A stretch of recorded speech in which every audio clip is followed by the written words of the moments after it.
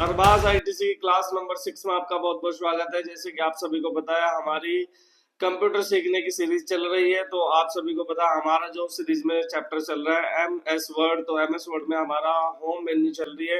Home menu में आज मैं आपको पैराग्राफ जो ग्रुप है उसके बारे में सारे इन्फॉर्मेशन दूंगा। जैसे कि पैराग्राफ के अंदर हमारे कुछ मोस्ट इंपोर्टेंट ऑप्शन है। जैसे उसमें दे रखा है अलाइनमेंट, 4 टाइप की इसके अंदर अलाइनमेंट दे रखी है, लेफ्ट, राइट, सेंटर और जस्टिफाई। इसके अंदर हम लिस्ट भी बना सकते हैं, असेंडिंग और डिसेंडिंग भी कर सकते हैं। बहुत अच्छा ऑप्शन होने वाला है। तो इस वीडियो में मैं आपको पूरे के पूरे पैराग्राफ ग्रुप के बारे में बताऊंगा।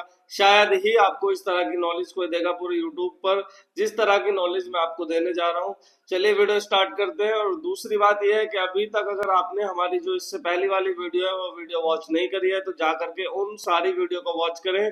अगर वीडियो आपको पसंद आए तो वीडियो को लाइक करें, चैनल को सब्सक्राइब करें और वीडियो को शेयर करें और एक छोटा सा कमेंट वीडियो पर जरूर करें। सबसे पहले हमने अपने एमएस वर्ड को ओपन कर लिया। एमएस वर्ड को ओपन करने के बाद में आज हम यहाँ पर पैराग्राफ ग्रुप की बात करेंगे। तो सबसे पहले मैं यहाँ पर डमी टेक्स्ट ले लेता हूँ। जैसे कि मैंने आपको पिछली वीडियो में बताया था कि डमी टेक्स्ट लाने के लिए हमें सिंपल प्रेस करना होता है equal to RAND bracket open और क्लोज। तो इसको थोड़ा सा मैं यहाँ से जूम कर लेता हूँ ताकि आपको ये देखने में आसानी हो जाए। उसके बाद में यहाँ पर सिंपल आपको एंटर करना है। जैसे आप एंटर करोगे तो यहाँ पर आपके पास में बाय डिफॉल्ट 5 पैराग्राफ देखने को मिलेंगे। क्लिक करते हैं, एंटर करते हैं और यहाँ पर इस तरह से आप एंटर कर सकते हैं। तो आपके पास में 5 पैराग्राफ होंगे सिंपल ये वाले। तो ये आपके सामने। अब हम एक एक पर यहाँ पर इन सभी को अप्लाई करेंगे जो पैराग्राफ ग्रुप में हमारे ऑप्शन दिए गए हैं। तो यहाँ पर सबसे पहले हमारे पास में जो ऑप्शन है अलाइनमेंट ऑप्शन है। तो अलाइनमेंट की हम बात करेंगे। 4 टाइप की अलाइनमेंट होती है हमारी एमएस वर्ड के अंदर। सबसे पहले यहाँ पर आपकी जो होती है अलाइनमेंट लेफ्ट। तो यहाँ पर लेफ्ट में अगर आपको अपना लिखा हुआ डेटा जो हमारा कंटेंट यहाँ पर लिखा हुआ है अगर आपको उसको लेफ्ट से स्टार्ट करना है तो आप यहाँ पर लेफ्ट पर क्लिक करेंगे। लेकिन यहाँ पर बाय डिफॉल्ट क्या है, आपका जो डेटा है वो लेफ्ट से ही लिखा हुआ स्टार्ट हो रहा है। जैसे कि आप यहाँ पर देख सकते हैं बिल्कुल जो सीक्वेंस है वो आपका लेफ्ट की तरफ से है। तो अब यहाँ पर इसका भी मैं वर्क करके आपको दिखाऊंगा। लेकिन यहाँ पर जब ये बाय डिफॉल्ट है तो अभी यहाँ पर ये काम नहीं करेगा। मैं यहाँ पर सेकंड ऑप्शन की तरफ चलता हूँ जो है यहाँ पर सेंटर टेक्स्ट। अगर आपको इस पूरे पेज के सेंटर में अपना टेक्स्ट करना है तो आप यहाँ पर सेंटर वाली अलाइनमेंट को यूज करेंगे। तो मैं यहाँ पर क्लिक करता हूँ। लेकिन ये ध्यान रखना सबसे पहले आपको उस टेक्स्ट को सेलेक्ट करना पड़ेगा जिस टेक्स्ट को आप सेंटर में लाना चाहते हैं। तो अभी आप देख सकते हैं कि ये पेज के इस साइड से स्टार्ट हो रहा है और इस साइड में कोई भी सीक्वेंस नहीं है। तो जैसे मैं यहाँ पर सेंटर पर क्लिक करता हूँ तो ये दोनों तरफ से आपका जो टेक्स्ट है वो सेंटर में हो जाएगा। तो क्लिक जैसे मैंने किया ये आप चेक कर सकते हैं। अब ये जो पूरा टेक्स्ट लिखा हुआ है ये इस पेज के दोनों तरफ से सेंटर में है। क्लियर है। अब हम आगे चलते हैं। नेक्स्ट ऑप्शन है यहाँ पर आपका अलाइनमेंट राइट।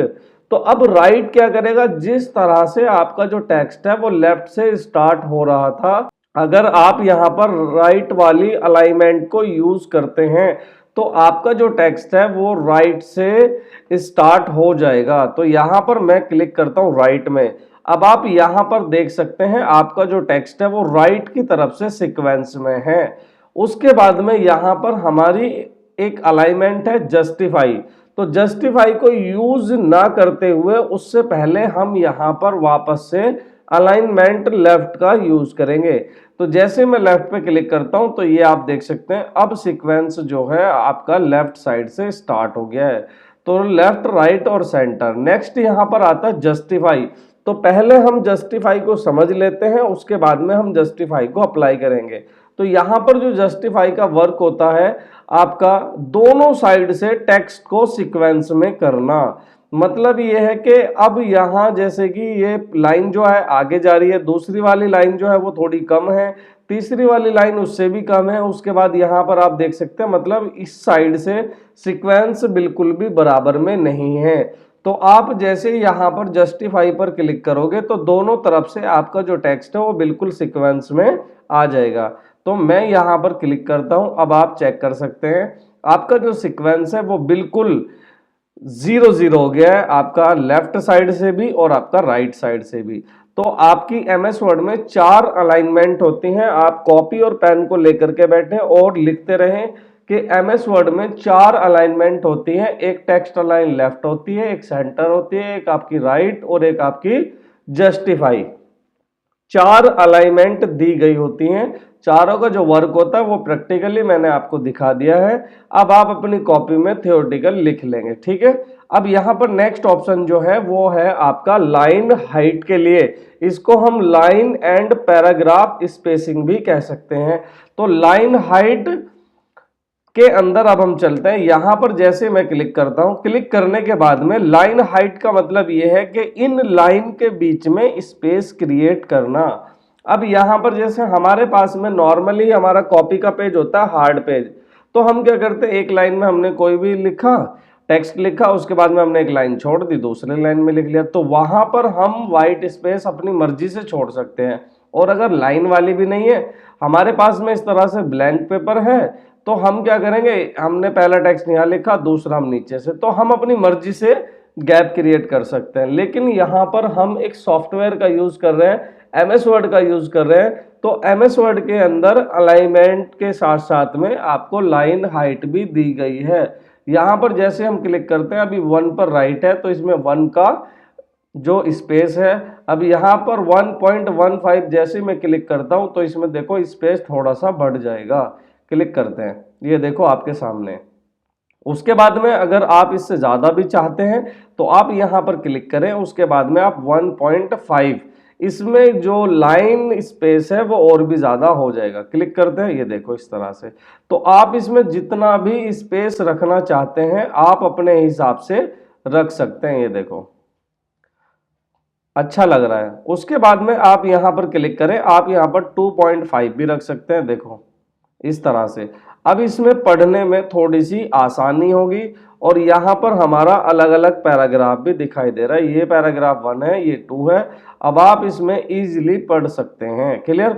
उसके बाद में आप अगर इससे ज़्यादा और भी चाहते हैं तो आप इसको कंट्रोल ए करें।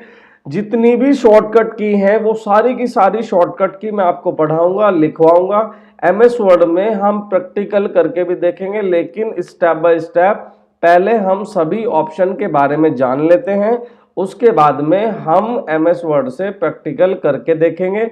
जैसे कि मैं आपको बताऊंगा कि आप डॉक्यूमेंट कैसे बना सकते हैं, आप टाइपिंग कैसे कर सकते हैं, आप इसके अंदर रिज्यूम कैसे बनाओगे, आप इसके अंदर एप्लीकेशन कैसे बनाओगे, लिस्ट कैसे बनानी है। मैं आपको एमएस वर्ड के आधार कार्ड का डिजाइन कैसे बनाओगे, एमएस वर्ड के हर एक प्रोजेक्ट के बारे में स्टेप बाय स्टेप आगे चल के मैं आपको बताऊंगा। लेकिन फिलहाल हम जो यूज कर रहे हैं वो टूल्स को यूज कर रहे हैं। हर एक टूल को हम चलाना सीख लें, उसके बाद में हम सभी टूल्स का यूज करके प्रोजेक्ट बनाना स्टार्ट करेंगे। तो यहाँ पर आप सभी के सामने है लाइन हाइट या लाइन स्पेसिंग, तो आप अकॉर्डिंग टू नीड अपने हिसाब से कर सकते हैं यहां से जाकर के, ठीक है। अब यहां पर जैसे कि मैं इसको वापस से 1.0 कर देता हूं, यानी कि लाइन हाइट जो है वो मैंने यहां पर 1 कर ली है। नेक्स्ट ऑप्शन जो आपका यहां पर है आपका शेडिंग के लिए। अब शेडिंग क्या करता है, इसके बैकग्राउंड में कलर करने का काम करता है। अब यहां पर हम कलर कैसे करेंगे उसके बारे में हम यहां पर जान लेते हैं। तो कलर करने के लिए सबसे पहले तो आपको अपने टेक्स्ट को सेलेक्ट करना पड़ेगा। तो यहाँ पर सबसे पहले जैसे कि आप सभी को पता है मैंने टेक्स्ट को सेलेक्ट कर रखा है। उसके बाद में मैं एरो पर क्लिक करता हूँ और क्लिक करने के बाद में मैं यहाँ से कोई भी कलर चूज कर लेता हूँ। मैंने ये कलर जैसे ही चूज किया तो आपके सामने यहाँ पर इसके बैकग्राउंड में कलर हो गया, ठीक है। और यहाँ पर सिंपल मैं बाहर भी क्लिक कर देता हूँ। तो इस तरह से आप देख सकते हैं शेडिंग में क्या हुआ, जितना आपने डेटा सेलेक्ट किया जहाँ तक आपका लिखा हुआ था उसके पूरे बैकग्राउंड में कलर हो गया है। उसके बाद में यहाँ पर जो मैंने आपको इससे पहले टेक्स्ट हाइलाइटर बताया था यहाँ पर, तो उससे क्या होता है सिर्फ लाइन के पीछे कलर होता है। इन दोनों में शेडिंग में और हाइलाइटर में ये फर्क है। देखो शेडिंग मैंने यहाँ पर कलर किया तो इसके पूरे बैकग्राउंड में कलर हो गया, कोई भी जगह खाली तो नहीं बची जितने में लिखा हुआ है। अब यहाँ पर अगर हम हाइलाइटर की बात करें तो हाइलाइटर से सिर्फ वर्ड के बैकग्राउंड में कलर होता है। मैंने यहाँ पर इसको सेलेक्ट किया, उसके बाद में मैं यहाँ पर इसी कलर को अप्लाई कर लेता हूँ। अब यहाँ पर आप चेक कर सकते हैं जो लाइन के पीछे है सिर्फ वहीं पर कलर हुआ है, एक्स्ट्रा कहीं पर कलर नहीं हुआ। तो अब ये भी आपको जो दिखाई दे रहा है शायद ऐसा हो सकता है कि लाइन में जो स्पेस कम है उसकी वजह से आपको यहाँ पर दिखाई दे रहा है। अगर हम एक बार यहाँ पर चेक कर लेते हैं, मैं कंट्रोल ए किया, उसके बाद में लाइन हाइट में यहाँ पर बढ़ा लेता हूँ। मैंने लाइन हाइट जैसे बढ़ाई तो आप यहाँ पर चेक कर सकते हैं ओनली टेक्स्ट के पीछे कलर है। हाइलाइटर से ये होता है और जो आपने यहाँ पर शेडिंग दी है उससे आपके पूरे बैकग्राउंड में कलर होता है, ये आप चेक कर सकते हैं जहां तक आपका टेक्स्ट लिखा हुआ है। तो ये दोनों ऑप्शन जो हैं हर किसी को समझ में नहीं आते, मोस्टली स्टूडेंट को कंफ्यूजन में डाल देते हैं कि यहाँ पर दो दो ऑप्शन क्यों दे रखे हैं। तो यहाँ पर जो शेडिंग का काम है वो ये है कि पूरे जहां तक टेक्स्ट लिखा हुआ है पूरे में बैकग्राउंड में कलर आएगा। और हाइलाइटर का जो यूज है वो इसलिए किया जाता है जो आपकी लाइन है जहां तक टेक्स्ट लिखा हुआ है सिर्फ वहां तक वो उसके बैकग्राउंड में कलर होगा, ठीक है। उसके बाद में यहाँ पर मैं इन सभी को हटा देता हूँ। तो हटाने के लिए यहाँ पर हमारे पास में एक एरो है अंडू, तो मैं जैसे अंडू पर क्लिक करता हूँ तो ये टेक्स्ट यहाँ पर रिमूव हो जाएगा। इसकी शॉर्टकट की है कंट्रोल जेड। सारी की सारी ए से लेकर के जेड तक कंट्रोल के साथ में जितनी भी शॉर्टकट की यूज की जाती हैं हर एक शॉर्टकट की के बारे में मैं आपको बताऊंगा। डोंट वरी, परेशान नहीं होना है। जब हम कंप्यूटर सीख रहे हैं और आपने ये ठान लिया है कि मुझे कंप्यूटर सीखना है तो हमने भी ये ठान लिया है कि आपको कंप्यूटर सिखाना है हर हाल में। बस आपको क्या करना है, डे बाय डे वीडियो को वॉच करना है। चलिए नेक्स्ट यहाँ पर आता है बॉर्डर। तो अब बॉर्डर जो है वो बहुत ही ज़्यादा इम्पोर्टेंट ऑप्शन है। जैसे कि आप सभी जानते हैं अगर आपको इसके चारों तरफ बॉर्डर लगाना है तो आप चारों तरफ बॉर्डर लगा सकते हैं, और अगर आपको वन साइड कोई सी भी एक वन साइड बॉर्डर लगाना है तो वन साइड भी लगा सकते हैं। आपको इसके अंदर बॉर्डर लगाना है इनमें तो आप इनमें भी लगा सकते हैं, और इसके चारों तरफ आउटसाइड में भी लगाना है तो आउटसाइड में भी लगा सकते हैं। तो इसके अंदर बॉर्डर की कैटेगरी बहुत सारी है, तो हम सारी कैटेगरी की बात करेंगे। यहाँ पर सबसे पहले मैं एरो पर क्लिक कर देता हूँ। ये कह रहा है बॉटम बॉर्डर। बॉटम मीन्स होता है नीचे की तरफ बॉर्डर। तो यहाँ पर जैसे मैं बॉटम बॉर्डर पे क्लिक करता हूँ तो नीचे आपको यहाँ पर दिखाई दे रहा होगा एक बॉर्डर आ गया है, बॉटम में बॉर्डर, ठीक है। उसके बाद में यहाँ पर क्लिक करते हैं, ये कह रहा है कि टॉप बॉर्डर। तो जैसे मैं क्लिक करूंगा देखो एक बॉर्डर टॉप में भी आ गया है। उसके बाद में मैं यहाँ पर क्लिक करता हूँ, ये कह रहा है कि लेफ्ट बॉर्डर। तो यहाँ पर लेफ्ट में भी बॉर्डर आ गया है। अब जैसे मैं यहाँ पर क्लिक करता हूँ राइट बॉर्डर, तो देखो राइट में भी बॉर्डर आ गया। अब यहाँ पर ये चारों जो ऑप्शन है ये क्या बात कहना चाह रहे हैं, ये कहना चाह रहे हैं अगर आपको सिंगल पार्टिकुलरली लेफ्ट में, राइट में, टॉप में या बॉटम में किसी एक साइड में अगर आपको बॉर्डर चाहिए तो आप इनमें से एक एक करके ले सकते हैं। अभी तो मैंने चारों पर राइट कर दिया, लेकिन अकॉर्डिंग टू नीड अगर आपको एक टॉप की जरूरत है तो टॉप लेंगे, बॉटम की जरूरत है तो बॉटम लेंगे, लेफ्ट की है तो लेफ्ट और राइट है तो राइट। और अगर बात करें चारों की लेनी है तो यहाँ पर एक ऑप्शन है आउटसाइड बॉर्डर। आप इन सभी को हटाइए एक एक करके, मैं इन सभी को हटा देता हूँ। मैंने यहाँ पर क्लिक किया तो ये देखो एक एक करके हट रहे हैं। उसके बाद में जैसे मुझे चारों डायरेक्शन में बॉर्डर लेना है तो मैं यहाँ पर आउटसाइड में क्लिक करूंगा। वहां से एक एक करके ना लेकर के मैं यहाँ पर सिंपल आउटसाइड पे क्लिक करूंगा तो क्या होगा, चारों तरफ बॉर्डर आ जाएगा। उसके बाद में यहाँ पर कह रहा है कि ऑल बॉर्डर। जैसे मैं ऑल बॉर्डर पे क्लिक करूंगा तो अब यहाँ पर आप देख सकते हैं हर एक पैराग्राफ बॉर्डर में आ गया है। यहाँ पर ये पैराग्राफ अलग बॉर्डर में है, ये वाला पैराग्राफ अलग बॉर्डर में है। क्लिक करके देखते हैं, देखो बेस्ट लग रहा है। अब यहाँ पर बात करते हैं नो बॉर्डर। तो जैसे मैं यहाँ पर क्लिक करता हूँ नो बॉर्डर पर तो ये क्या होगा, यहाँ से बॉर्डर जो है वो हट जाएगा। नीचे इनसाइड हॉरिजॉन्टल बॉर्डर और इनसाइड वर्टिकल बॉर्डर। तो यहाँ पर इससे आप देख सकते हैं अब ये हर जगह बॉर्डर आ रहा है, हॉरिजॉन्टल भी आ रहा है और वर्टिकल भी आ रहा है, इसलिए इन सब पर राइट है। तो यहाँ पर मैं जैसे नो बॉर्डर पर क्लिक कर देता हूँ तो यहाँ से सारे के सारे बॉर्डर जो है वो आपके हट जाएंगे, रिमूव हो जाएंगे। ठीक है, बाकी यहाँ तक जैसे कि मैंने आप सभी को पढ़ा दिया। नीचे की तरफ जो जैसे कि ड्रॉ बॉर्डर आप अपने हिसाब से ड्रॉ कर सकते हैं। व्यू ग्रिड लाइंस, आप यहाँ पर जो इसकी ग्रिड लाइंस है उसको व्यू कर सकते हैं। बॉर्डर एंड शेडिंग, अगर आप यहाँ पर क्लिक करेंगे, क्लिक करने के बाद में आप यहाँ पर बॉर्डर के स्टाइल चेंज कर सकते हैं। इसके ऊपर मैं आपको पूरी की पूरी एक वीडियो बनाऊंगा। यहाँ पर जैसे कि बॉर्डर की विड्थ होगी, बॉर्डर की जैसे कि बॉर्डर का यहाँ पर कलर हो गया, उसके बाद में यहाँ पर आपका बॉर्डर का जो स्टाइल हो गया, इसके ऊपर भी मैं आपको एक पूरी की पूरी वीडियो बना करके समझाऊंगा। जब मैं आपको यहाँ पर वीडियो बना करके दिखाऊंगा टेक्स्ट वाली, यहाँ पर जैसे मैं क्लिक करता हूँ तो आपके सामने जो टेक्स्ट आता है, टेक्स्ट इफेक्ट, ये आउटलाइन वगैरह, तो इसकी एक पूरी वीडियो यहाँ पर टेक्स्ट इफेक्ट की आप नोट डाउन कर सकते हैं। टेक्स्ट इफेक्ट जो है आपका इसके ऊपर, और यहाँ पर उसी दिन मैं आपको बॉर्डर के भी सारे के सारे ऑप्शन बताऊंगा। ठीक है, नीचे की तरफ जैसे कि कलर करना, पूरे बिल्कुल फुल एक ही वीडियो में। तो यहाँ पर आपको बॉर्डर लगाना आ गया होगा, तो सिंपल मैं यहाँ पर क्लिक करता हूँ, क्लिक करने के बाद में मैं यहाँ पर नो बॉर्डर पर क्लिक कर देता हूँ, तो आपका जो बॉर्डर है वो हट जाएगा। ठीक है, नेक्स्ट यहाँ पर स्टार्ट करते हैं। आपका जो होता है शो एंड हाइड, तो जैसे मैं यहाँ पर क्लिक करता हूँ, देखो अभी नॉर्मल से इसकी बात कर लेते हैं। ये आपके पैराग्राफ के लास्ट को बता रहा है कि आपका जो पैराग्राफ है वो नॉर्मली कहाँ पर फिनिश हो रहा है, खत्म हो रहा है। इसका एक काम और है, उसके बारे में भी मैं आपको इन्फॉर्मेशन दे दूंगा। नेक्स्ट यहाँ पर जो है आपका शॉर्ट। अब शॉर्ट के अंदर जो होता है असेंडिंग और डिसेंडिंग। असेंडिंग और डिसेंडिंग क्या होता है, पहले तो मैं इसको रिमूव कर देता हूं। असेंडिंग और डिसेंडिंग कैसे काम करेगा, जैसे कि A to Z मैं यहाँ पर एंटर कर लेता हूं, और एंटर करने के बाद में यहाँ आ जाते हैं। अब मैंने यहाँ पर लिखा ADFRTCB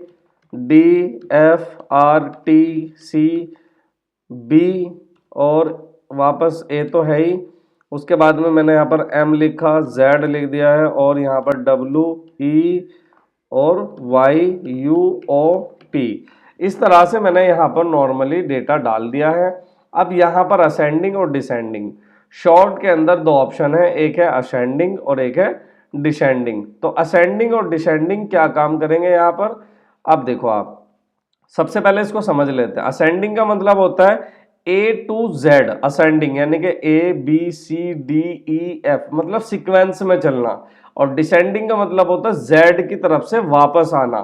ठीक है, तो अब यहाँ पर हम क्या करते हैं, इसको शॉर्ट करते हैं। अभी यहाँ पर सारे के सारे वर्ड जो हैं वो बिल्कुल भी सीक्वेंस में नहीं है, ना तो असेंडिंग में है ना ही ये डिसेंडिंग में है। तो अब हम सबसे पहले इसको असेंडिंग में करते हैं। आप यहाँ पर इन सभी को सेलेक्ट करोगे, चाहे तो आपके पास में आपके नाम लिखे हुए हैं, ये नाम को भी कर देगा।